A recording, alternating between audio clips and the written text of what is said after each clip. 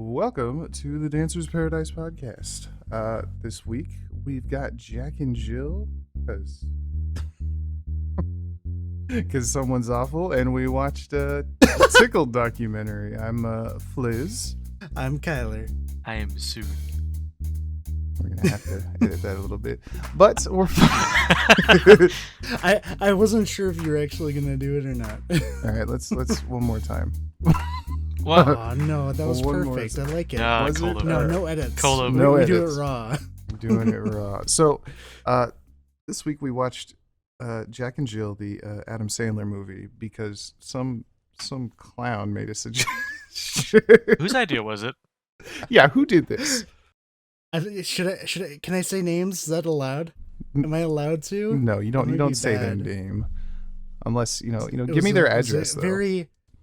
Give you their address. Sure. I'll DM you. Later. It wasn't mine. What do you mean? It's a great movie though. It's so good. No. No. This. Hey, I laughed. Did you? You know what? The only laughs seem to be how absurdly racist it got. Like, Yeah, I'm sorry, but the that was Felipe kind of picnic, weird. that is one of my favorite parts. And I think it's just because of how fucking ridiculous it is. I don't know if you could get away with this movie right now. Probably not. Yeah, No, I would doubt it. I'm surprised it did, actually, to be honest with you, because not only are they pretty racist jokes, they're not very good ones either. No, it is Like, bottom of the barrel. really. There was like 1,000, Yeah. not 1,000, that's hyperbole, but multiple times did I hear jokes about crossing the border. He said, what'd he say? My mom died. She's probably trying to cross the border into heaven right now. I was like, Yeah, wow. that one got me. That was pretty funny. Makes it okay because it'd always be like, I'm kidding. I'm kidding. I'm kidding. So Jack and Jill is, what year is that? A few years ago. 2011. I believe. 2011 Adam Sandler joint, which tells you a lot. And it's crazy because Adam Sandler used to have a good repertoire to some degree. Like he had decent films in his filmography, not the greatest, but stuff worth watching. And he's done some more recent stuff like Uncut Gems, which is it's well done. I didn't like it myself because it's just screaming for 2 hours. I don't But think I've ever seen that. it's a very serious film, but Oh. it's outlandish and it's a really hard drama. It's a drama about a guy who continually makes the wrong decisions over and over and over again, and it's hard to watch. It's got that Keenan and Kel thing where it's like just do the right thing right now. You're in the clear. Just do the right thing, and then he does the wrong thing, and that's what made it hard to watch for with me. like a goatee and more serious. It's weird. It's if you want to see Adam Sandler actually acting, like that's he I think he even said, like, if I don't win an Oscar for this, I'm never doing another serious film. I'm just gonna keep pumping out the bullshit like Ridiculous Six and Jack and Jill and Hubie Halloween, all this trash. To be fair, Have you seen Hubie can you blame him? Because this movie, as bad as it was, despite being like named one of the worst movies ever made a lot of money. I wouldn't It doubt really it. dee I think part of that is you have one person playing both lead roles. You have I feel like it's a favor movie. Like, hey, you want to come do me a favor? As to all the actors and sports people. All the cameos. Yeah, all the cameos. Oh my gosh, there's so many. Dude, some of the it was ridiculous. I was like, dang, they got him in here too. Like, it was crazy. I couldn't believe it. Some of the And Bruce stuff Jenner, they got Pacino to do. Shaq. Yeah. I even looked up Yeah, while we Johnny were watching Depp, Johnny too. Depp. I looked up to see if Pacino did an interview, and I couldn't find one because it's like, I want to see what you think about this movie. I looked up the same thing for Rip Torn on Freddy Got Fingered to be like, Oh, how do you feel about this situation? Apparently they didn't do any, but I really want to know their afterthoughts dude, on these terrible movies. Rip Torn had some fun ones. Him and Freddy Got Fingered was it was over the top and amazing. He looked like he was having fun though, like the whole time. Yeah, you He get a looked like he job. was enjoying himself. He's got a job. You get him an ambulance.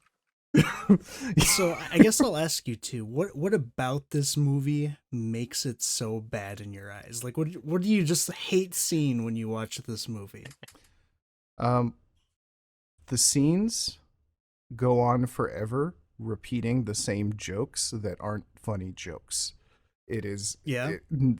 There's nothing worse than watching a movie that's a bad comedy. I would almost rather watch like the most slow burn, nothing happens horror movie that has a little bit of atmosphere than just be barraged with terrible jokes. That there was, I think I had one laugh, and it was like the grandmother being knocked out constantly and them having to keep feeding her jalapenos to That wake was her one of my up. favorite parts. That's the Jalapeno. only thing That I was thought pretty was good. funny. And even that's just because it was like so absurd. It wasn't even that joke was funny. It was that they were being that racist. I think that's what it was. It's like it was so out there, and like I was like, you know what? They were It diving got me. into it. Yeah. I think for me, like, there's been a few movies like this where you have the same actor playing two different roles, and one's a man, one's a woman, the gender bending thing. And one of the things about that is usually the other role that the main actor is playing is they're ridiculous, but in some way they're like likable. Like there's some reason why you actually like this character. But for Jill, she's just annoying. Like you don't like her at all. She's just terrible. No, and well, and Like that was the she's- problem with Jack as well. They were both awful. Like Yep. I did not Yeah, like any of and- the characters in this movie. Jack's just an asshole the whole time, just trying to use his sister to get Al Pacino to star in a Dunkin' Donuts commercial, and then just all the Dunkachino. racist stuff Jill is saying every now and then, along with her voice. Oh my god, her voice! It just grates on your nerves. I mean, It's just to terrible. be fair, to that extent, it was effective. I think that's the point of it, but it's too much. And she has like no redeeming quality to make you actually want to keep watching the movie. So when you have like those beginning scenes that are introducing you to the character, you just don't even want to watch anymore. What, It's you- like I don't want to see this. You weren't into This the is sweat awful. shadows she would leave behind that didn't get you going? Oh god. It was terrible. Honestly, probably the best part about this movie was Al Pacino. he think- did the best. I can't Yeah, believe that- they got him to do half the shit he did. That and the beginning and end parts were a little bit interesting, like the twins interacting. The one thing I will say is, like, have you ever met somebody who grew up with their brother or sister, and the way they talk to each other is like, you don't talk to human beings like that. Like you you can't treat people like that. And they're like, I don't care, it's my brother, fuck him. Like that's how some brother, like my wife and her sister are like that, and I'll hear them talking. I'm like, God, you guys are so mean to each other. I don't care, that's my sister, whatever. And I guess that kind of, I saw that in this movie where it's like, Jack, you know she's a pain in the ass. Why are you so mean in public in front of people, making these awkward situations worse? Like it's that stuff drove me insane. Where it's like, you could just, everybody knows she's annoying. You don't have to call her out on it every time she says something and scream in her face and call her names and do all these terrible things in front of your kids, your weird kids. they just keep doing it over and over again. It never stops through the whole movie. I honestly don't remember if they reconciled or anything. Oh wait, they did. do, yeah, They they had do. like Yeah, they the did. twin talk, awful dramatic scene at the end. Yeah, Boy. Mogo or something like that. It's weird because they tried to play the whole movie off that sibling dynamic. Even the very beginning of the movie does this by introducing real life twins and them talking about like what it's like to grow up as twins. And honestly, it feels so forced watching it throughout the movie because it feels like they go one by one about those things you heard about in the beginning of the movie, and it just feels terrible. It's awful. Like how they're saying, "Oh yeah, we have our own made up language," and they're just saying like just random shit all the time. It's bad. It's bad. It's It's bad. This movie is Yeah. fucking bad. This movie is a miserable hate watch. This thing fucking sucks. I liked Ridiculous 6 better. I saw that a long time ago and I sat through the whole thing. At least that had Terry Crews. This movie fucking sucked. I think we can watch that one next time. No, I'm not watching any more Adam Sandler movies unless they're like, What? No. What do you mean? I'm not, especially these new ones. No. What? You don't like No, Huey Halloween? I'm not doing it. I'm not watching it. I don't care. I've never seen it. I'm not going to. He had his time with Happy Gilmore and Billy Madison and Click and a couple other films. Even 51st Dates was okay, but those were like movies. This was just a collection of annoying scenes that really went nowhere. And the fucking product placement, like that's how they afforded Oh this my movie. gosh. They said, "Hey, give us some money, and we will like linger for 5 minutes on your Pepto Bismol cart." This entire movie is a product placement. It's all about Dunkin' Donuts. Dude, Like hell, they had a Dunkin' Donuts ad at the end of the movie. Do you They know? They made one for this movie. Do you know how much Adam Sandler was paid to make it? How much? He's probably a paid lot. $20 million to make that movie. I bet. Well, he Ugh. said a 10 million, but I'm playing 2 roles, so make me this movie. I think it's a Happy Madison production too, right? He does all his own, like it's his own production company. Let's see, I'm actually not sure. That I don't know. But the movie goes from like a Pepto Bismol commercial to them handing him Diet Cokes with the label out to fucking the Dunkin' Donuts commercial to Royal Caribbean Cruise Lines, and like some of the scenes, especially for like the cruise line, are legit like trailers for, hey, come join us on our cruise ship. Like it has nothing to do Yeah. with the movie aside from them getting their funding. It's pretty bad. Honestly, this is a terrible movie. Do not watch this. No, I don't even, like. I don't even know if I want I'm to go usually through pretty it. open to comedy, and I did laugh at a few sections of this movie. I think some of my funniest jokes were the jalapeno thing. I thought was hilarious. When he was changing the bathroom to pretend to be Jill, and the guy in the bathroom was there. I thought that was pretty He's good. a homie. So it has like a couple good moments, but for the most part, I really wanted to stop watching. And I can't believe how long the movie is, hour and a half. And I think I stopped wanting to watch 30 minutes into it. I was like, is this over? Please just stop. The only thing I could recommend checking out if you have some vague interest in Al Pacino and his career is seeing him do this movie. That talk about like Wild, dude. just it's wild, man. Like why would he do this? He's totally poking fun at himself, but it's hard to watch. It's not done in a is. very good fashion. Oh, I love at the end. It's like, burn this. This never No one sees must the light ever of day. seen this. I wish he did that to the movie. This is terrible. And I can't believe how bad it is with how many, star actors that they got into this movie just on screen. But they only did it just so you could have a trailer put up. Like, oh yeah, look at all these people we have in this movie. Come watch. I don't know. I think it's more so. I mean, there's a lot of big names, and the cameos. I feel like it's one of these things that Adam Sandler tends to do, from what I've seen in his other movies, where he just goes around to everybody. Hey, you know me. You want to be in my next movie, and everybody knows how bad they're gonna be. But maybe he's like, maybe it's like 50 First Dates, where he's like, let's just get all my buddies and let's go on vacation to Hawaii, and while we're there, I guess we'll shoot a movie. Fucking. To be fair, a lot of the cameos, they're just in like the one scene, Mhm. and they barely have any lines at all. No. There were some cameos Some of them are that did not age Some well. of them are pretty funny too. Like Shaq's commercial that he did, I thought was Oh, yeah. funny. Having David Spade in there too, that made my day. Not just David Spade, but he was in drag. He had ditties. Yeah, it was great. I loved having him there.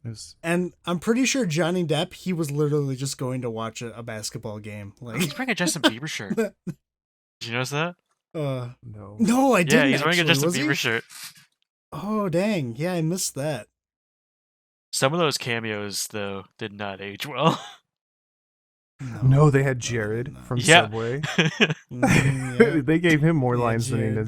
does. It's like, dude, they had no idea Oh, what was coming. it's terrible.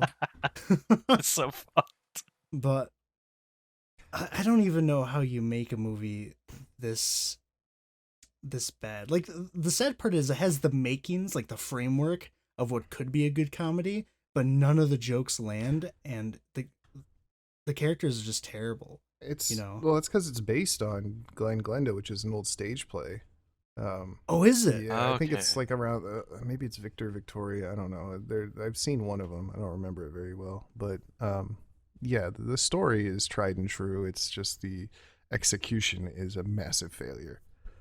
Oh, so yeah, it's exactly what I thought then. Yeah. Because it's an interest, like, you kind of see it come together, but it's just executed so terribly. And I think the worst part too is the end of the movie. It turns into like some kind of almost rom com where you have Jill hooking up with the gardener, and it's like, why? What it just felt so forced. It's just, this is used to end the movie on a happy note, and that's the only reason it's there, because they didn't have any other way to end the movie. It was awful. What was weird too that I noticed is they couldn't quite decide if they wanted people to think she was super attractive, except she was Adam Sandler in a dress, so it was actually, we're in on the joke, or if she was Adam Sandler in a dress to everybody else. Because they had like all these guys would look at her and whistle at her, and Al Pacino and the gardener and some other guys like are totally interested in her, but then she goes on a Craigslist date and he's hiding in the bathroom and trying to escape from her. Like I couldn't figure out which direction they wanted to go, and they kind of that's how the whole movie is. They just like I said, it just meanders from one scene to the next of screaming and arguing and not non PC jokes and it's bad. Yeah, even those aren't funny either, which sucks. I usually enjoy those types of jokes, but they're not good in this I like one. my off-color humor. I do. I'm a big fan of that and dark humor, but this was not it. It was not it at all. It did. Um, There's a lot of gosh, slapstick comedy that just it's from a different era. It feels like for sure. Like it's like watching. You guys ever watch the Three Stooges? No, actually, I have not. nah, I've seen scenes from it. Yeah, I've never that's what I watched mean. it, I mean, though. you know what I've is, seen right? scenes, yeah. Yeah. Like I remember sitting down and like this is comedy gold to some of the older generations, but you watch it now and you're like, get this shit off my screen. There's nothing here for me or anybody else. This is bad. Well, some of it was so late to establish it. Like the fact that Jill is like freaky strong was at the very end of the movie is when they finally used that joke where she's at the gym and like lifting these really heavy weights and all these guys are watching her like, what the fuck? And she uses her super strength to punch the dude through the door. And it's just used really, really late when we already feel like we have a established character at that point. It's like, oh, here's another thing she can do. Yeah, this is a weird choice. Character. Establish. Established. I doubt they're character. establishing anything. They're just going to their scene. We'll write this next. So now this happens. That's what it feels like. It's Establish just your full of all the tropes of bad Adam Sandler movies. He lives in a house that's way too nice for him. He has a hot wife. He has the easiest high profile job, and everybody around him is crazy, and he's the only sane one. Like that's his. Yeah, all the settings in this movie they're all so weird because it takes place at like Jack's mansion, Al Pacino's mansion, a huge cruise ship, The stadium. Al Pacino's medieval castle. Hey man, it's Al Pacino. Stadium. He could have all of that. There's a lot of money They're in all this such- movie. There is, and they're all such weird places to take this kind of movie. And it just makes it harder even more to connect with anything when they're all in these like mansions and on these yachts and all this other stuff, and it's like, wow. I just realized Fun Bucket was Norm Macdonald. Oh Was yeah, he really? Yeah. Oh damn. Yeah, I would say don't watch this movie. The sad part is too, this is put up there with Fateful Findings, as one of the worst movies ever made. I enjoyed Fateful Findings way more than this movie. It's because Yeah, fucking Neil Breen's for a different weirdo, reasons. dude. But like this isn't even that good bad. Like that good, like, ooh, this is awesome kind of bad. This is just miserable. This is torture. You do not want to watch this. I struggled real hard to stay interested. I just couldn't. Yeah. It got more size for me than anything else. Like I just did not want to be sitting here watching that. I laughed more at Lionel laughing at like the absurdity than I did the movie itself. I was trying. I was trying to stay engaged. It was hard. I really did want to stop after the first 30 minutes. That dinner scene when they're at the very beginning, where they're all sitting Oh, that's bad. at the table and just it goes on for so long. None of it's funny, and it's just trying so hard. and I was just laughing just how terrible it was. It's so awkward. Like I was there's like, so I can't many believe this. non-jokes. Just non-joke Yeah. after non-joke. This kid sticks tape to him. Why? Because he's Yeah. got connection issues. Because he's adopted. Like that goes fucking nowhere. That was never And it- explained. He just like taping shit to himself. Like, And it wasn't funny. Like I can see somebody making that funny, like making it into an actual. It was a lot of jokes with no punchlines. If that, it was a lot of setups, and then they just kept setting it up, and then moved on to the next thing, and never actually threw in the actual end of the joke. And it was that dinner scene especially is like a good like if you can sit through that, that's a good barometer for if you're gonna have any interest in the rest of the movie. Pretty much. I guess, I think that's the roughest scene in the movie. Actually, is that dinner scene. It goes on for so long, and I think the worst part about the movie is all the racist jokes. Yeah. Those are the ones where I actually cringe when I hear them because they're just all so bad. Like how Jill's like reprimanding Jack for not keeping his adopted son to his Indian roots, and all the Mexican jokes and the Jewish jokes, and none of them are funny, like at all. Maybe the heaven one. The heaven one I actually laughed at. But that was it. Yeah. Yeah. There was She's like thinking this. into heaven right now. There was some That one got me. The weird scene where he like his secretary Nick Schwartz is an atheist, and they keep harping on that. And then there's like a scene at a birthday party where he just yells at, "Oh, this guy's an atheist," and then people just start attacking him, and it's so fucking weird. It is. Like he's like, Maybe that's just with the age of the movie. Like it could be that. It makes it seem so strange now, but it's definitely weird. I mean, For me watching that. I mean, maybe it is the age of the movie, because I mean he might as well have been like, hey, this guy's a pedophile, with how people were attacking him. It was so weird to see that. Not that I care one way or the other about your beliefs or anybody else's, but that seemed like a lot. Well, it went from like a character aspect of Jill herself, because she's Jewish. Mm-hmm. But then they started bringing in other people too that started dunking on them, and they were like just as hysterical as her. As it just came off as even stranger. Yeah, it was very the whole thing was so strange. I mean, there's really no point in going through the movie. I mean, Jack and Jill are brothers and sisters, and they learn to not hate each other at the end. And there's a lot of bullshit in between. That's the movie.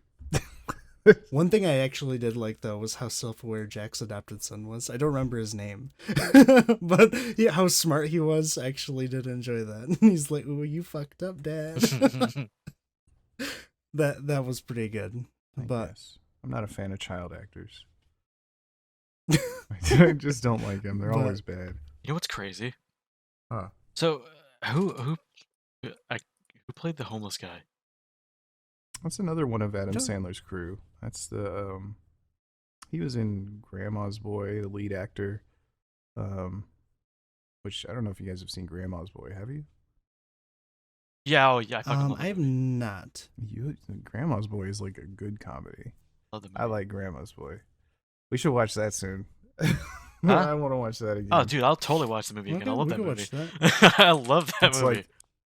It's like the best Adam Sandler movie that doesn't have Adam Sandler in it. Alan Covert. That's the guy's name. But yeah, that was the guy who played the bum. He was the lead actor from that, and he was in he's been in. I mean, Adam Sandler's got like this crew of, I don't know if all of them are Saturday Night Live alums, but he's got like the stoner guy from Grandma's Boy, Nick Schwartz, the lead actor from Grandma's Boy, Rob Schneider. Like there's like 5 or 6 people that are in every single one of his movies. Props to them for sticking up with it. Yeah, Like, there's my one gosh. guy. I don't think I could. Is one of them like Kevin something? Starts with a K, doesn't Kevin it? Smith. Is it Smith? Well, who are you talking about? Oh, it's like I think he's in them a lot, isn't he? The guy who plays Paul Blart. Yeah, Kevin Smith. Yeah, he's in a lot of Adam Sandler stuff as well, isn't he? Yeah, he plays the president in Pixel. Oh, right. I Pixel. forgot about that Fucking movie. Pixel. Ugh. But anyway. What do you mean? But yeah, for anyways, me, it's this fucking is bad. solid 1 out of 10. Solid. Do not 0. watch this movie. There is nothing. Does it go down to 0? If so, True. I'd give it 0. It is. I don't know. The heaven joke was pretty funny. So was the jalapeno one. No. I'm sticking with 1. Watch it if No, you it's want a to 1 be out of sad. 10. No. This is a hard 1 out of pass. 10. This is a. Don't watch it. Don't watch It's this not worth it. for any- Stick to it- Neil Breen. Stick to anything else. Honestly, Watch This is nothing at terrible. all. Like, just sit and stare out the window. Like, go paint a wall and watch it dry. I was You'll have fuck more yeah, I was about to fun. say watch paint dry. And then you'll have a Ugh. painted wall when you're done, and not a sickness in the bottom of your stomach from having support. I paid money to watch this shit. I'm mad. It was You're like so what, $4? angry. You'll never get back. $4. I'll net $4 in 2 hours of my life. I'll never get back. could And have now bought, like- another hour of my life as we talk about it. Like, this fucking movie is awful. It's been like 30 It's only been minutes. You're fine. 26 minutes. You know what? In the time space of Jack and Jill, every 10 minutes is an hour. all It's right? just it's not a different fucking convention. It's so bad it warps time and space. I mean, didn't it? Oh, I guess the one thing you can mention is this is probably proof that it is one of the worst movies ever made, because it's won just about every category for the worst movies ever Was made. it the Razzie I Awards, think it something won like what, 32 or something that? The Razzie Awards. awards, like worst picture, worst actor, worst actress, just everything you could think of. It won them all in 1 year. It's terrible. Worst remake, ripoff, screenplay, worst screen couple, like everything. Worst screen couple. He is the couple. I wouldn't doubt it. Like, they literally just went and said, "Yeah, throw it all on there. We'll make it work." It's bad. It's terrible. It's just it's all these movies, and it says it like, I'm looking at the Wikipedia and they nailed it. Like, there's a bunch of these movies, Jack Ah. and Jill, Grown Ups, Zookeeper, that are like these grown ass men who act like children, and that's the comedy. And it's not like Dumb and Dumber comedy like that. At least the first Dumb and Dumber. I don't know. There's funny things in that. It I don't know if it aged as well. I haven't seen that in a while, but like, in Dumb and Dumber, they're two dumbasses who like live like dumbasses. They have a shitty apartment. They don't have jobs. They mess up at every turn. In this, he's like a huge ad exec with millions of dollars based on his house. And it's like, how do you get there being as awful and annoying as you are? right. It's it's just like Kevin Smith being the president in Pixel. It doesn't make sense. Or Al It's Pacino. ridiculous. It doesn't match what the movie is. Al No, Pacino. you know, Go, we're supporting It actor. doesn't commit to anything. It just comes across as ridiculous and stupid. Not even like a good kind either. Just, you don't want to watch it. Al No, Pacino. and Go, we're supporting actor in the words. well, for that was like, I was hoping I'd see Al Pacino and be like, all right, well, he's making fun of himself. This is all right. This is funny, and it's kind of just sad to watch. Like, Yeah. he's not one of those actors who should be doing, like, every film he's done is a serious film, Yeah. and for him to be acting the way so outlandish it's hard to watch. Like, this movie is just hard to watch through and through. Nothing about it is wonderful in any sense of the word. I wish they did do an interview with Al Pacino, because I was actually hoping to see like what he thought about the movie, because he actually might have enjoyed, filming it, just because, he always is in serious films, so maybe it was nice having that break of actually, just doing whatever he wanted. And that's what he was making fun of himself in the role of being a serious, out of touch actor who who was But just doing whatever. I don't. yeah, any closing thoughts on this one? Do we want to move on? I want to never talk about this movie again. I want to never watch this movie again. I don't want anybody Next to week, Jack and suggest Jill, me part any more 2. fucking Adam Sandler movies. I'm not watching them. We're watching Ridiculous I am 6 not next. What do you watching mean? Ridiculous 6. I saw it. Oh, we should I'm not totally watching watch it. Ridiculous 6. You know what? Next time on the Oh, we're podcast, doing not me, you guys. Wait, this is your All play. It's our turn. It's me and Soon. Let's go. It's now the Kylar and Soon podcast. Upload it on Do it. Fliz's channel. As long as I don't have to watch any more Dancer's Adam Sandler Hellscape. movies. I mean, All right. it probably is Adam Sandler's worst movie. It like through and through. I can't think of any that were harder to. I've seen a lot of them, and like I said, he had some that were funny and interesting. That one where he adopts the little kid. That one was actually pretty good. That one had some heartfelt moments and was funny, and had an actual story. God, I can't. It's not Little Nicky. That one isn't very good, but Yeah, I think Scuba I've only Steve. seen. What's that one called? Damn it. Scuba Steve. I think I've only seen most of Adam Sandler's better movies, because the ones that I remember were like Click and Waterboy, I think it was, and Big Daddy. apparently those are like his best ones. Yeah, Click. So and watching Waterboy this was are two. I think I saw Waterboy a couple times. That movie's funny. I like Waterboy. I like Waterboy a lot. I didn't like Pixel hardly at all. I thought Pixel was pretty bad. Little Nicky But has a special place in my heart. I watched that so many times growing up. Well, that's fair. I don't know if Jack and Jill has a special place in anybody's heart. No, I wouldn't. Some what was the other one? badly 50 rated First show. Dates, I think it is. See, but 50 First Dates, Click, those have like actual plots. I mean, Yeah, and those are the ones I remember when I think of Adam Sandler. So going back and watching like this movie like was rough. I was like, "Oh my gosh, this is terrible." I'm still well, saying and Grandma's Boy. You gotta watch it. Grandma's Boy, but that's not even an Adam Sandler movie. I think it's a Happy Madison production, but I don't think it's an Adam Sandler. I was just throwing that out there. It's got funny jokes, and it's got the robot guy. Hey. I am a robot. I have a robot Oh, vagina. what is this fucking name? Oh no, it's gonna bug me. I don't remember. I gotta look these up now. Anyway, that's enough of Jack and Jill. Joel even more. yeah, right? let's- JP. JP. I remember his name in the movie is JP. I don't remember. J- I've seen him in Joel some other David Moore. stuff, but I don't know the actor. But I've seen him in some stuff. Deep in.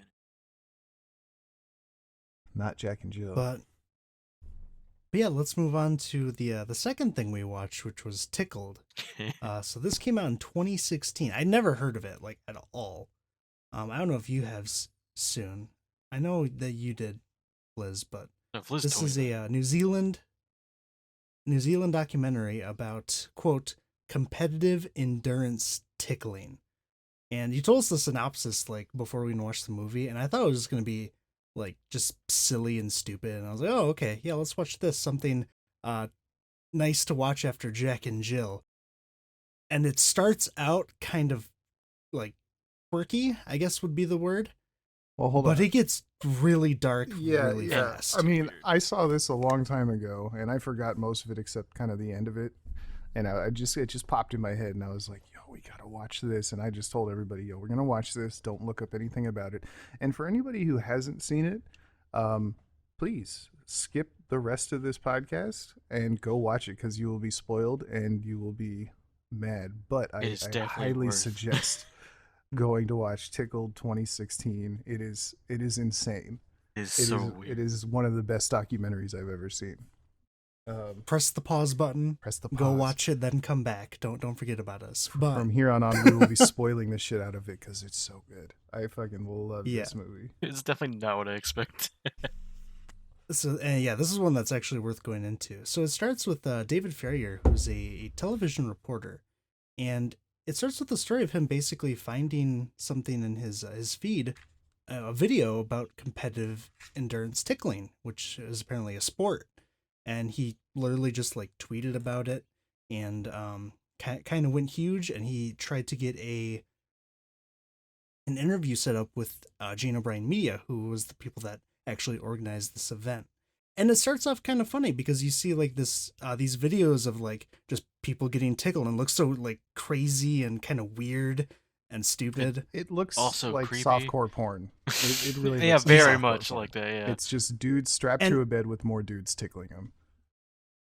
Yeah, and it gets kind of creepy when you see just how much content of this there actually is, and seeing like, what they're actually physically doing looks really weird. Dude, it's so weird. And it starts getting into this darker churn when he's trying to set up these interviews with Jane O'Brien Media, and he starts receiving literal like threats. Well, it's just so funny because he's a gay reporter, and this looks like a very homoerotic sport. And Oh, then she God. emails him back and is like, "This is a strictly heterosexual competitive sport, and we don't want to be affiliated with a gay newscaster." And he's Oh, like, yeah, it's "What?" Yeah, it's like hostile off the bat. Like, whoa, what the fuck?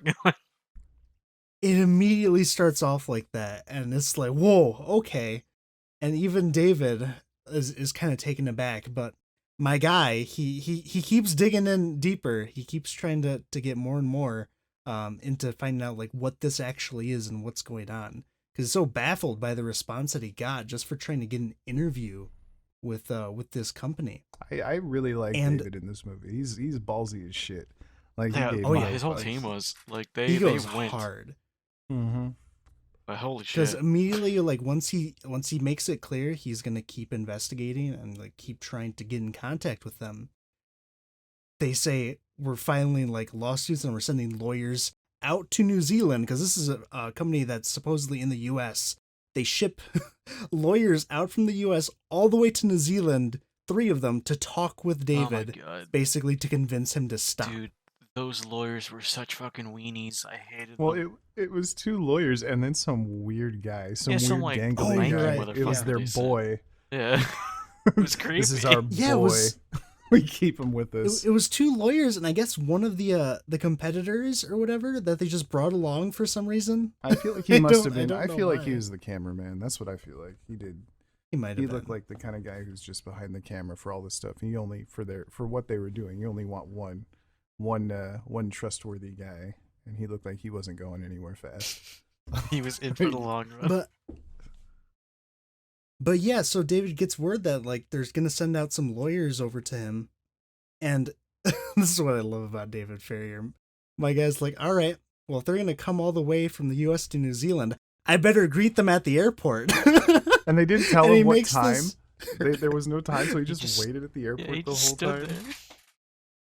there. And he has this like really colorful sign saying "Welcome to New Zealand." He has their names on the posters and everything. He's just waiting at the airport for hours. I love his idea of like they told me they had no interest in dealing with gay people, so I'm gonna make them purposely the gayest sign I can and give it to them. It's so colorful. work. It's amazing. And the lawyer, honestly, like they seem like really cool dudes. Like, oh my gosh, the sign's so cool. Thank Till you they for coming saw out the here. Can I camera. keep the sign? Until they realize they're being recorded. Yeah. And their mood immediately I shifts. hate Kevin. And they're so defensive. I hate Kevin. Like and so aggressive as soon as they realize they're being recorded, and it's like, oh my god, what is happening? It's such a churn. Well, and I like that And, scene where David, like, they say, he's super cordial with them and nice, like greeting them like their friends, being super hospitable. And then, as soon as they start being defensive with him, he's like, "Oh, well, yeah. I mean, I'm gonna be recording everything because technically you guys are suing me, so get fucked. Like, what are you gonna That- do about it?" It's like, well, that's legal in Yeah, New it's Zealand. public so I can filming's do that. legal. You can't stop they me. can't stop Yep. him at all. Yeah. So David clearly has done his research and he knows what he's doing. Yeah, this is his job, so he knows he's got kind of has the home field advantage here. And he has all these recordings of all the talks that they're having, and like these guys are literally threatening them and talking. They're talking about like how much money is in this business and how they don't want to.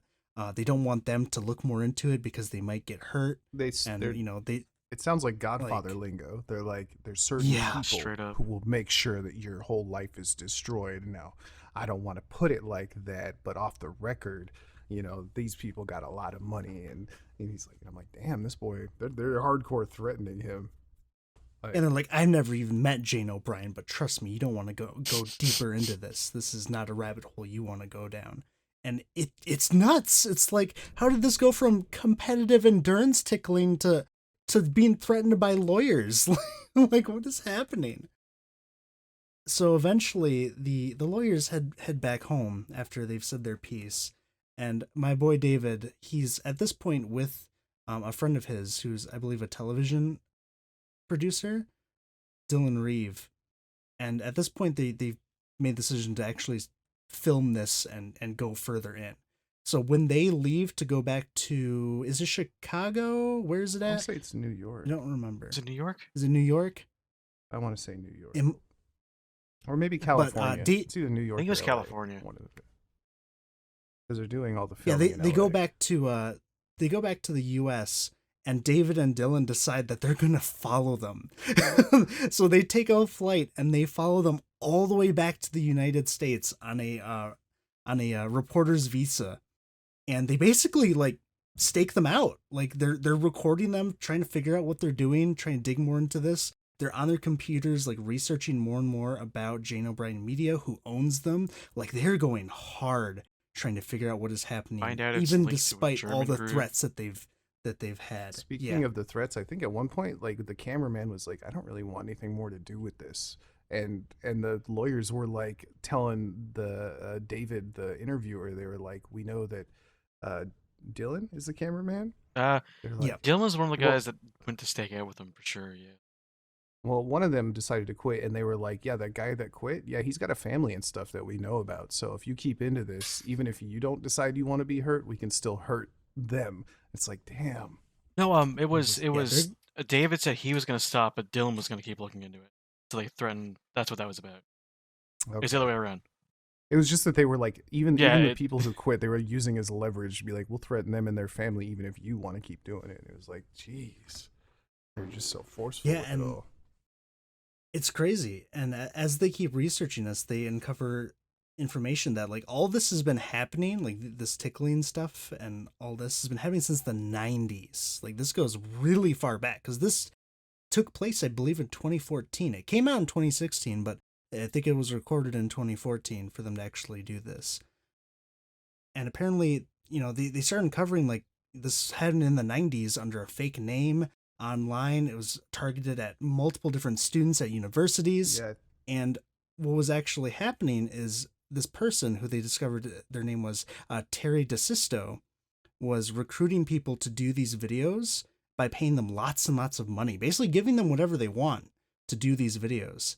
And as soon as they started relying on that money, as like their income and like actually needed it, that's when a switch was flipped, and they would start like threatening them and having them do certain things and basically almost ruining their lives by like exposing these videos to family and their close associates or people that that they want to get jobs at, like basically trying to ruin their lives for this for basically no reason. It was crazy. It was One as of if they the- wanted to that get all out. this had been happening. well, they initially met like one of the people before they went into that, who had been involved in the videos. I think his name was TJ.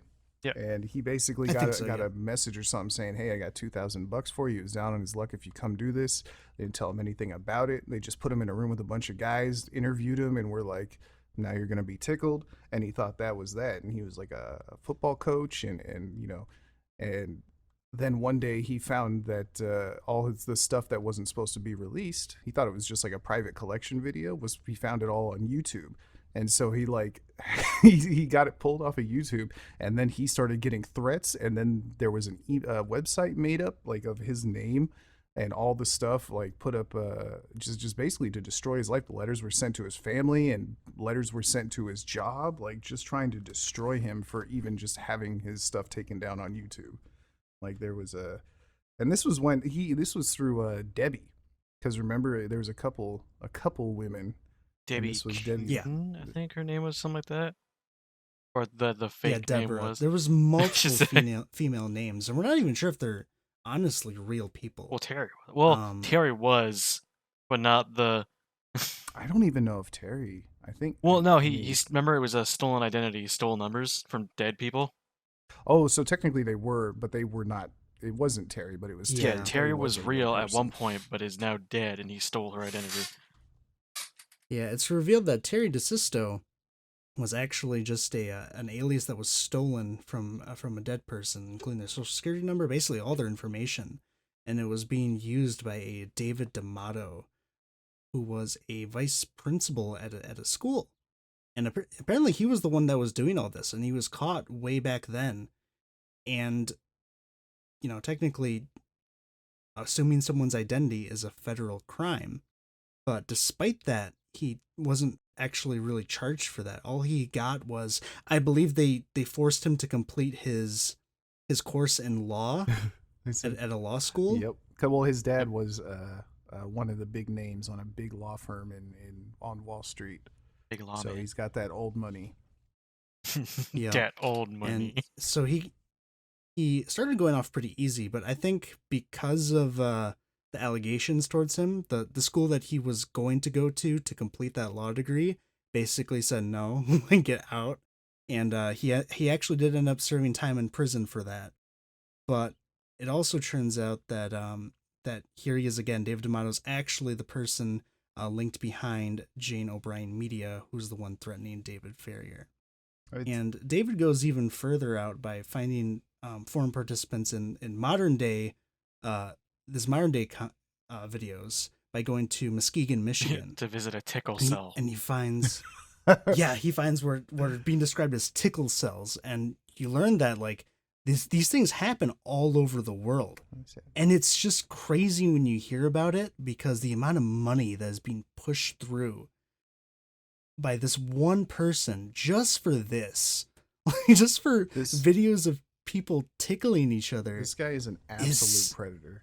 Oh yeah, yeah. There's no doubt about that. Like grooming the hell out of people, sending them gifts, basically. You know, like you were saying, paying them so much money that they were relying on this alias as their sole income, and then I guess part of it was having the power to take that away at any point was where he got his rocks off.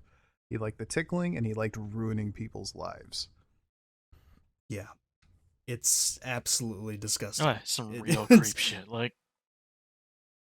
yeah, and the fact that he'd been doing it for so long, because it's implied that, you know, even after he was sent in prison, he was still doing it while in prison. Yep. Because he had a guy that worked in Hollywood, Dave, that would do the casting for the show.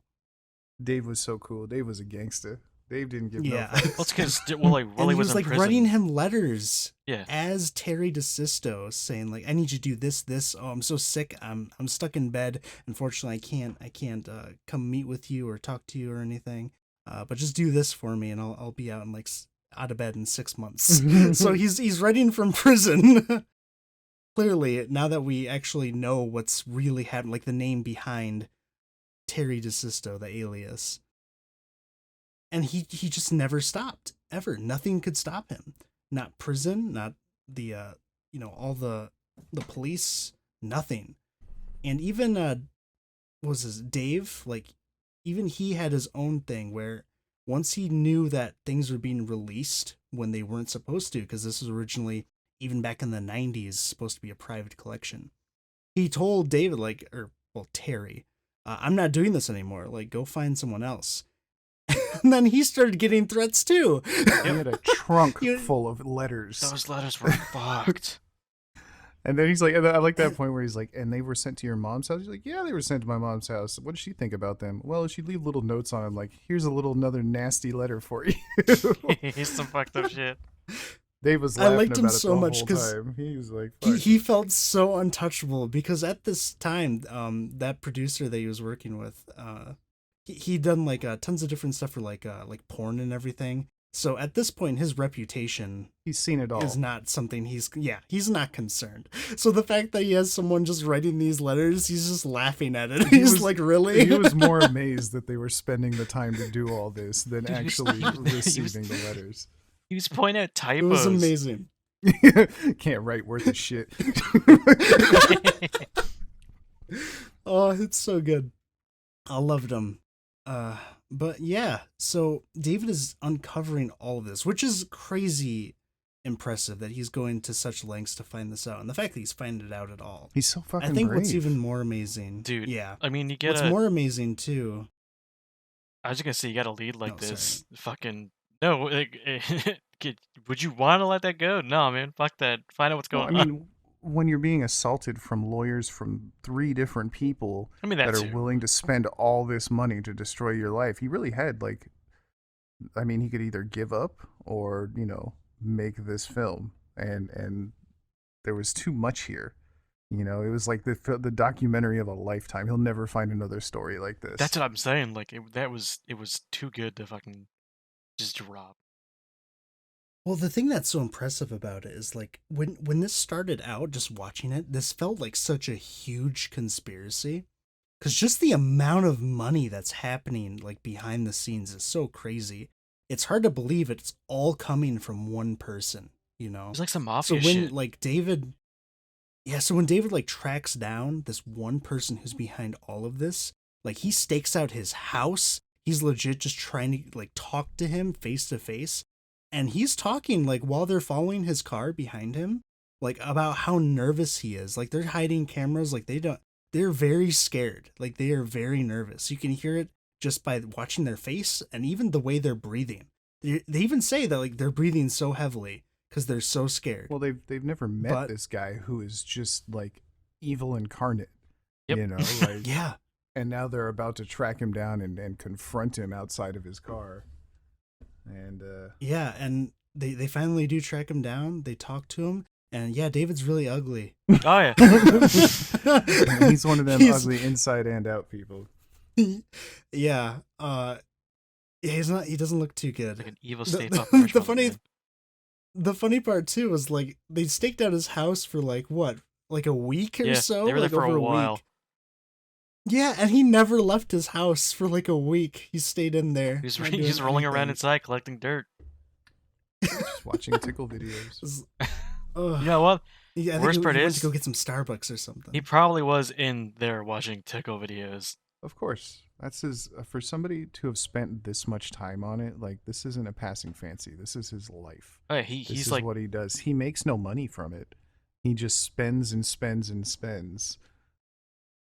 to I get think they his mentioned that tickles. earlier.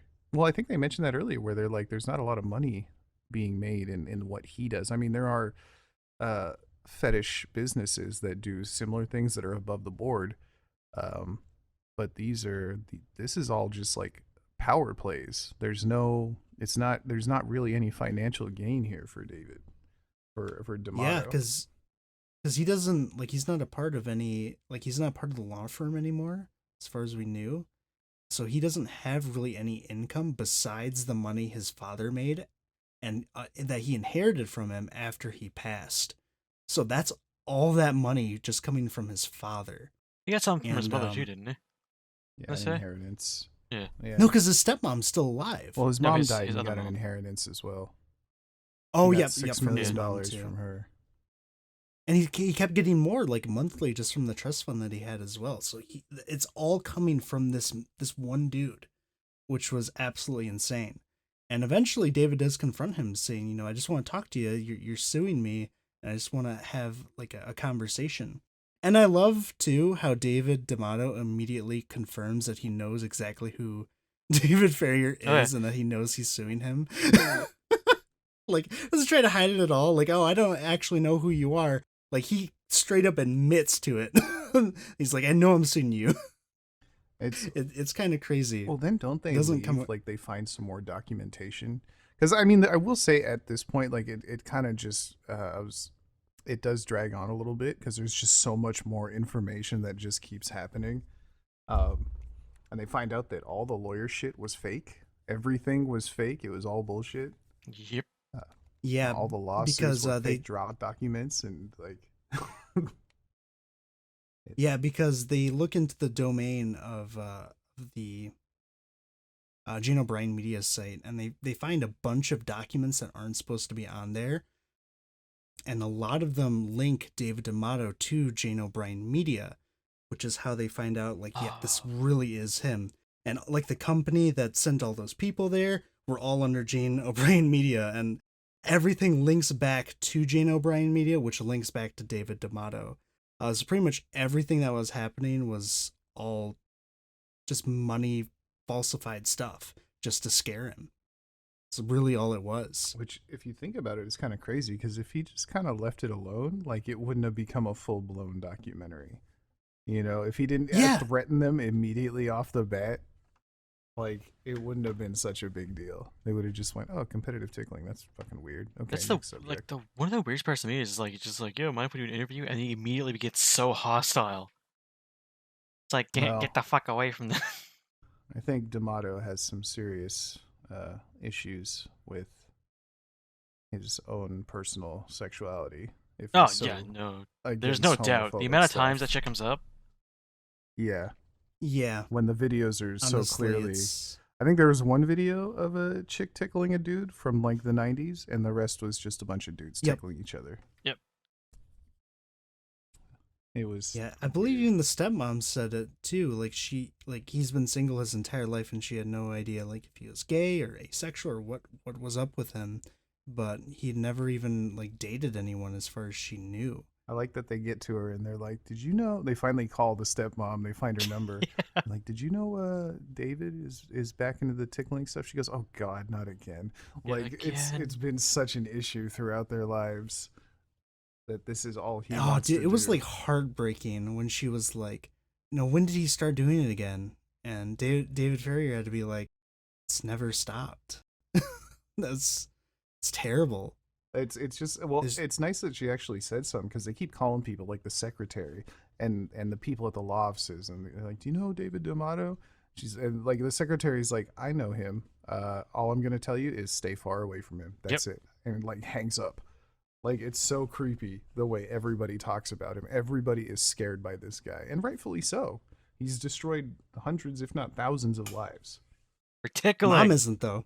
She's like, "God damn it, not again, David." That boy ain't right. That's one of the craziest That things about boy this whole ain't thing, though, right. is that it's all over tickling It's a very Yeah. and power specific tripping, but fetish. yeah. Well, and I think he'd even like gotten some underage guys in there, so Oh, he it's did. not technically sex. So I guess he can get away with it. Like they don't market it as sexual content.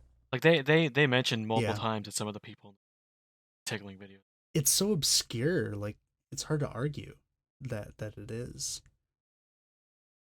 I think it's more just it was probably just the power trip of being able to control people's lives. I think that seemed to be the real kick, where the videos themselves were used more as a weapon, because it's something that like, oh, it's just ridiculous enough to get people to do with enough money, but powerful enough if it got out, it could really ruin your reputation and your livelihood. Yeah, and you think who would do that? But I mean, if you look around LA and there's all these starving artists and not wannabe, but aspiring actors, and you have somebody come in and say, "Hey, you just got to do this thing for 2 hours. There's no sex, and we're gonna give you a couple $1,000s, and that's it." Like, and that's maybe the first break they've had. And the same with the MMA fighters because they were trying to. I like that he's trying to break into the MMA scene Yeah, that by was fucking saying weird. tickling is an effective way to get out of a submission hold. And the guy's like, "Yeah, no, that's never in my life would I ever be in the ring and try to tickle my opponent. That's not how Dude, that works. They had That's how him you like get jumped after." yeah, they had him. Yeah, he said it would probably work, but I don't want to get jumped Dude, afterwards. they had him like go on video trying to like discuss the merits of tickling as a defensive tactic in a fight. And it's like, no. No, Oh, no, it's so well, and it's the funny. lengths that Well, just that he'd got like D'Amato had gone through the rules of MMA enough to be like, well, it says nowhere in here that tickling isn't allowed, so it can be used as a defensive tactic if necessary. It's Let's like make pure a thing on that. It's pure psycho shit. It's to have such a fetish and have it evolve into such a monstrous entity is insanity. That's really the crazy thing behind all this. It's really just this one guy's hardcore lifelong fetish, and with enough money, he's turned it into this veritable empire that I don't know. Like I said, I don't think it makes a lot of money, but it they mentioned that there's like you said, the tickle cells are all over the world.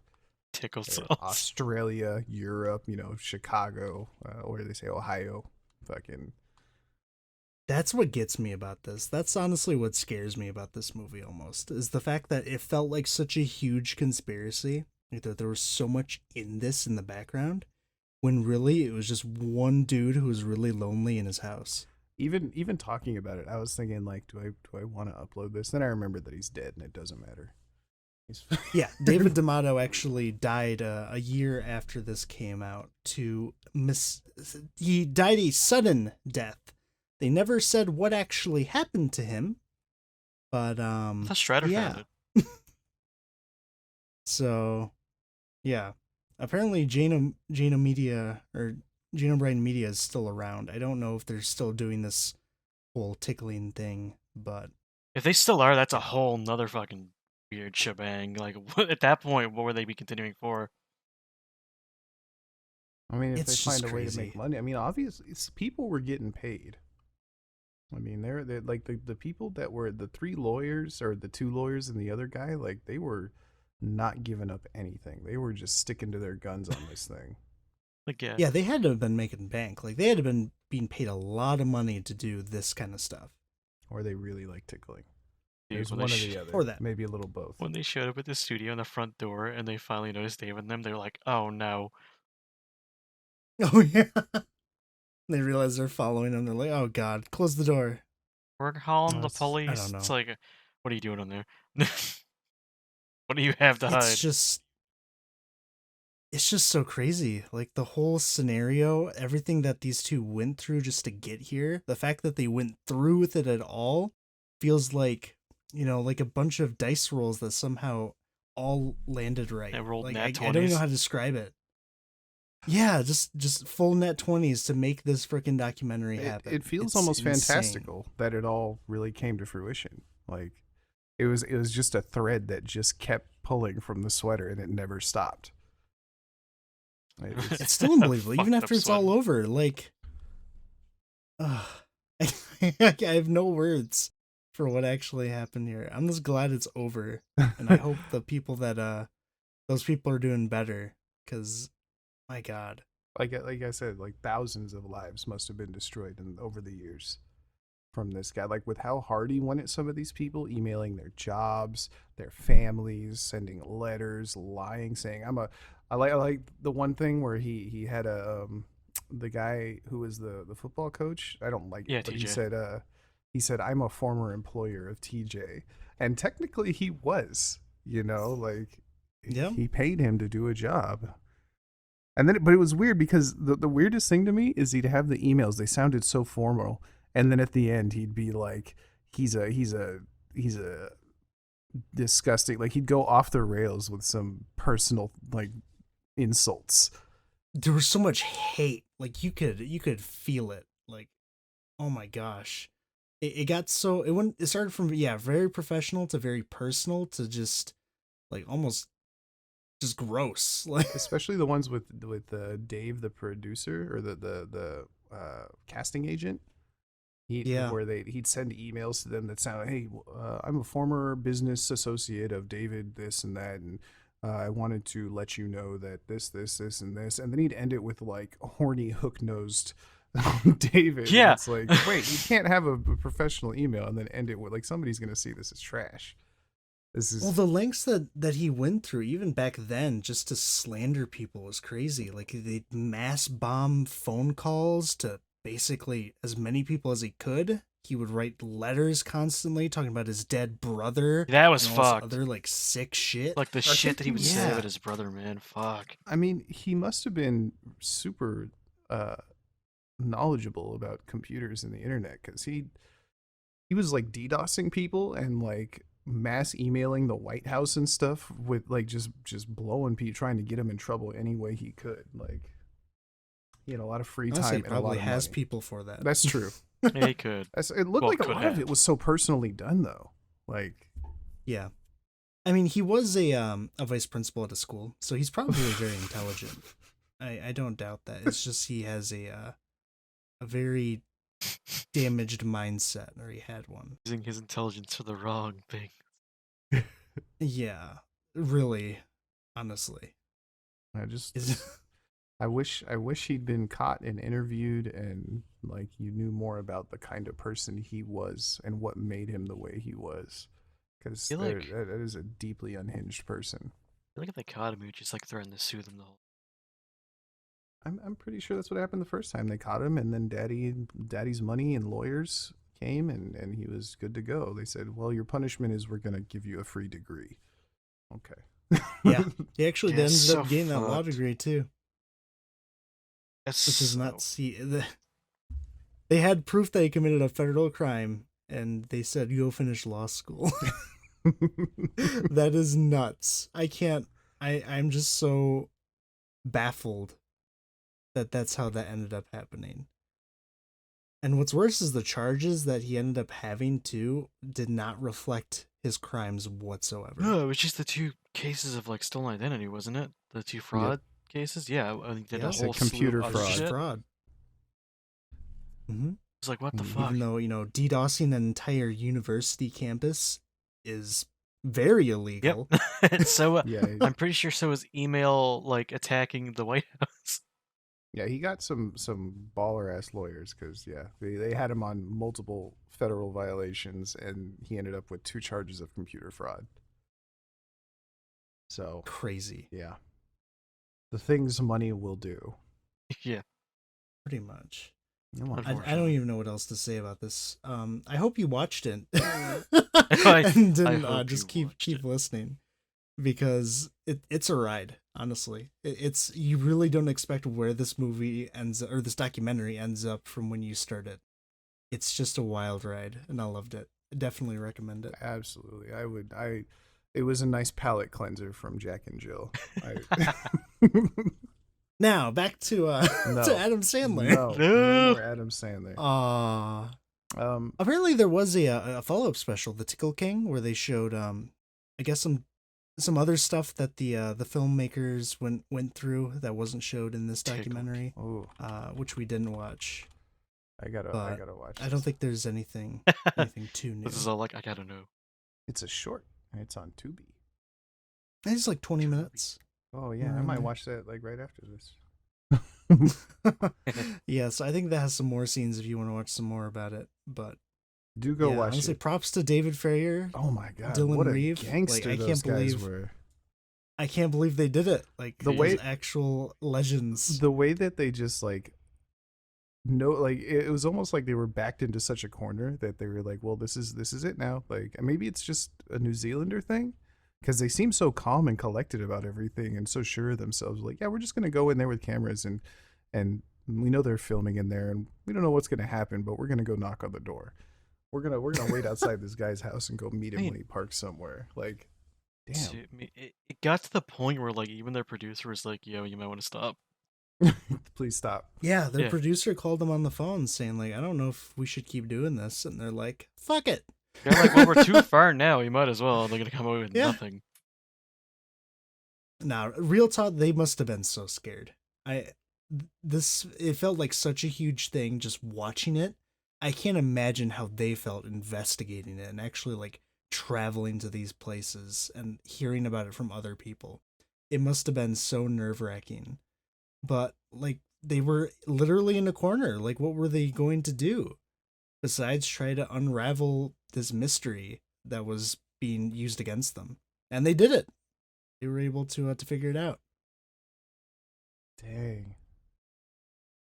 So I guess I'm looking at some other stuff, and Jane O'Brien Media is still live. There's a Facebook page. There's a new website, Tickletopia. Oh no. There's a new guy who runs it, Lewis P. In their bad, Yeah, it just I reads. guess it still goes. In their bad, it just reads. I'm guessing. Yo, we've gone legit. I'm gonna guess David D'Amato actually didn't die. He just assumed a new identity again. This is a different person now. He's still around. Jeez. That's my guess. But Like yeah, robot. any other closing thoughts about this or Jack and Jill? Don't watch Jack and Jill. Do watch this. His favorite movie. It is not. You know, I just don't think you understand the nuance of the comedy behind Jack and Jill. And I'm alright? okay You gotta with really that. look. I'm high. okay comb with through. that. You're okay with it. I All am. right, that's fair. That's fair. It's Jalapenos. terrible. Don't watch it. Watch Tickled instead. Yeah, definitely. Watch people watch tickle it. each other. Jalapenos. Stop with this fucking movie. I Jalapenos. never want to see that movie again. I never want to hear about Jack and Jill again. Oh, see, they should have just replaced my boy David Farrier with Jill. She would have got the job done. She You know would what? have He was punched kinda D'Amato Jack and out. Jill. He was kind of Jack and Jill in it, right? Like he was him and a couple ladies. He was doing it all. Oh. It was just as funny. That is. Not even The one thing Oh. I did laugh at, I love when David goes to like meet the actual like above the board tickle fetish people who are nice and welcoming and like, hey, check us out. This is just what we do, and we have a business, we support it. And he's watching it happen, and it cuts to his face, and he's just like, "What the fuck am I watching?" I love this reaction. He's like, "What the fuck?" He's like, "I'm so uncomfortable." He's so open about like, I am not comfortable watching this. I mean, none of us were either. That was a very long scene. And it was slow mode, it was too. pretty bad. Yeah, it didn't need to be. Oh god. Even worse when they cut like what was the guy's name? The guy who read it, Richard, I think. They would cut to him while he was tickling the guy, and he's like, yeah. Well, that look on his face, that gross little smile. Then it cuts to David, and David's like, oh no. I mean, more power to them. They're doing what they want to do. They're open about it. They're not hurting nobody. They're not doing bad shit like D'Amato. They're the good side of endurance tickling. The good side of the tickle scene, of the tickle porn scene. As far as fetishes go, there's much worse out there, in my humble opinion. But I'm not going to get into that. My humble opinion of tickle industry. Instead, I'm going to thank my boys Kylar and Soon for going with me on this tickling and horrible movie adventure. Do we have any ideas for what we're watching next? Grandma's Boy. Well, if we're not doing Ridiculous 6, I don't even know. Grandma's Boy. The comedies are so hard. Although, you know what, Grandma's Boy might be good because there's a lot of scenes in there that I still remember like very crisply, and I've seen. Dude, the first scene you can talk about to a certain extent when he's in the bathroom. That's true. No, I was thinking of watching Cats because I heard that was terrible. Oh my god, it's a musical. No, man. Why would you want, dude? No, you don't want to watch it? I kind of want to watch it. I hate them. I want to see what it's about. Is it still a musical? I thought it was just a film adaptation, or is it still a musical? Definitely a musical. Cats is a musical, like through and through. Yeah, it is. I think I hate musicals more than I hate Jack and Jill. Like the one I ever saw that I enjoyed a little bit was not Hotel Transylvania. God, what is it called? South Park. No, what? You know what? That's true. South Park is actually probably bigger, longer, and uncut. I think that movie was number one among musicals. Yeah, South Park. Yeah, technically was. Yeah, that was a musical. It had musical numbers. The one I'm thinking of, it's got a huge cult following, but it's the only one I ever really liked. Boy, it's not popping up. Anyway, it's more of a weird one. With Susan Sarandon and Meatloaf and anyway, I hate musicals. That's the only one I like. There is one I have been wanting to rewatch because it's so terrible. What? The Last Airbender. Oh fuck! By M. Night. That's another one of these movies that like they're so miserable. They're hard to sit through. I kind of want to watch it again. I never saw the show, but I saw that movie. And it took me like a good 4 tries to make it all the way through. Oh, I think you'd hate it even more if you did watch the show because it's way worse. Why do you want me to hate what I'm watching? I like because it's fun, and I want you to have fun by watching me have fun, watching you not have fun. Oh, I see. It's all about you. I got you. It eventually cycles back. That's how it works. Yeah. No, I could be down for that. I could be. That could be the way to go. I've also been thinking of watching some of those parody movies too, like Meet the Spartans and Disaster Movie. Wow. I remember Meet the Spartans fondly. But again, another movie I grew up with. Epic movie. Oh, I don't even know if there'd be things to talk about there. It's the same thing. Like especially the later entries in those, they're just they're scene after scene after scene of nothing. Okay, we'll watch Scary Movie. I want to know if it's worse than Jack and Jill. Well, we had our user submission and we had my submission. So actually, this next one is all up to you guys. I don't know who's picking, but it's your guys' choice. Ooh, I get to pick whatever I want. Trying I'm gonna have to go us. hunting. Ooh. I'll find something Oh, bad. no. And something bad. How about I'm literally going right off the wiki. Batman and Robin, 1997. I'll watch that over a musical. Will you? Okay, well, let's do that one. Batman and Robin. Batman. Batman and Robin. Is that the wait? George Clooney one? Oh, The George that's the one. Oh Yeah. my God. With my boy Arnold as Mr. Freeze. Oh, dude, that's what we're watching next. Okay, Batman and We even Batman and Robin. wait. Can we even find that? Yeah, I'm sure we can find it. We're gonna And find we'll it. be I don't above. care. Anyways, we're going long. So thank you all for listening. Follow me on Twitch. And if you forget, follow You me on bitch. Twitch. And we'll be back next week. Thank you so much, Soon and Kyler, Yay. for this atrocious experience. And the good ones. It's terrible. Why do I do this with you I guys? don't know. I don't know why we do anything. Oh, you son of a bitch. You bitch, you're not supposed to stop for a while. Now you're not going to be in the outro. This is supposed to be the outro. Yeah, now we're just going to be like, talking to nothing. getting It's going to out. sound so weird. Yeah, you're not even here. You're like a ghost. That's what you Now get for me and Chris stopping talk your about recording. whatever we want. Okay. It's too late. We're done. I'm done. Goodbye. It's all over.